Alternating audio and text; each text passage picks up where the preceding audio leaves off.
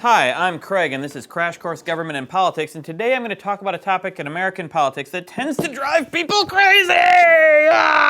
No, it's not partisanship or horse race journalism or the state of political punditry, although we could easily do episodes on all three of those, and we might. Nope, today we're going to look at the election districts and how they shape electoral outcomes, and that means, you guessed it, we're going to talk about gerrymandering. Thank goodness, gerrymandering is a blight on our American election system. It completely thwarts the will of the majority, and it's responsible for our lopsided House of Representatives. Not so fast, my left-wing sore loser friend. Gerrymandering is not nearly as responsible for the 2014 Republican Congress as the fact that people like you self-segregate into urban enclaves of socialism. All right, calm down, clones.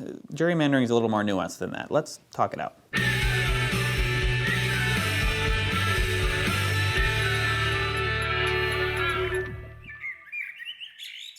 Congressional apportionment, how many representatives each state gets, is super exciting, even though it only changes every 10 years. Since the number of representatives each state gets is based on population, it's important to know how many people are in each state. That's one reason, at least in the Constitution, that we have a census every 10 years. The most populous state, California, has the largest number of representatives, 53, and the least populous states have only one. Sorry, Alaska, Delaware, the Dakotas, Vermont, and Wyoming, and Montana, and the state of loneliness.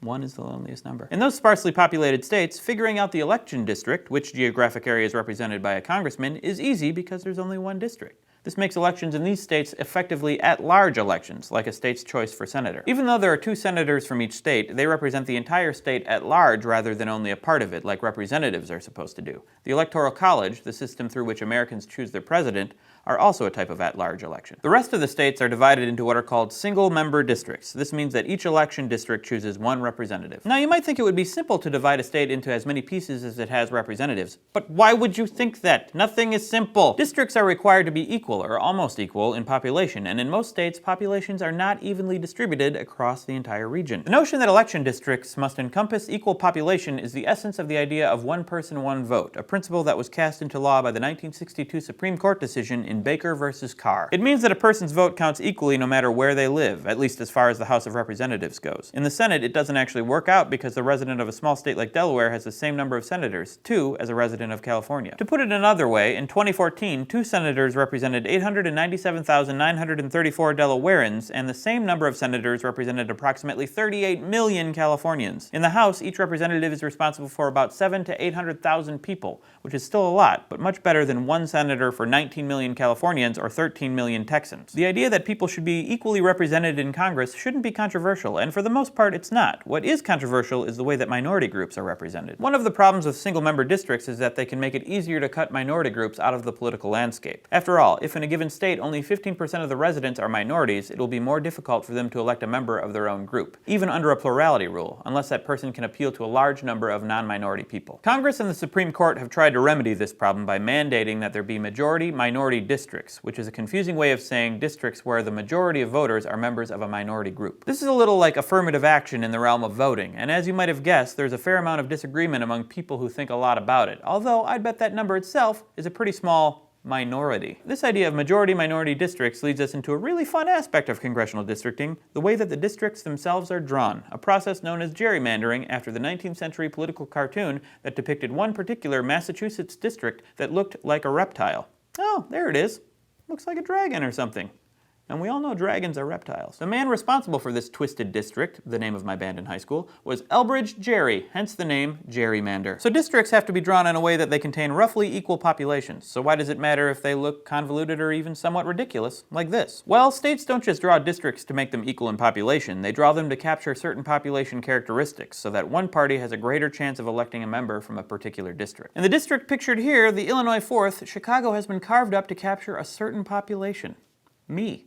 That's the district I live in. Usually, districts are drawn so that they can capture my vote, or a significant majority of one party or the other, virtually ensuring that a particular district will elect only a Democrat or Republican, as the case may be. You might have noticed that thin strip on the Illinois 4th's western edge, connecting the upper half and the lower half. Look carefully and you'll see that it runs along the interstate, which I'm sure means that it has a huge population. Why do we do this? Because one of the requirements according to federal election law is that districts not only be roughly the same size in terms of population, but also that they be contiguous, meaning that they can't be divided completely by other districts. This requirement results in some pretty weird configurations. So who draws these cockamamie districts anyway? Well, they're done by state legislatures. Well, not legislatures themselves, but by people working at the behest of legislatures. If one party has a majority of the state legislature, say the Democrats, they usually want to draw the districts so that Democrats have a better chance of winning. Republicans do the same thing. This is why state legislature elections matter so much in census years. Whoever wins that year gets to redraw the districts. A couple of things to note here. First, there's no rule saying that states can't redraw their districts whenever they want. Texas tried to do this in 2003, not a census year, prompting its Democrats to run away to Oklahoma for a spell. Second, it's possible for a state to hand the task over to a less biased expert district drawing person, or group that might make districts more fair.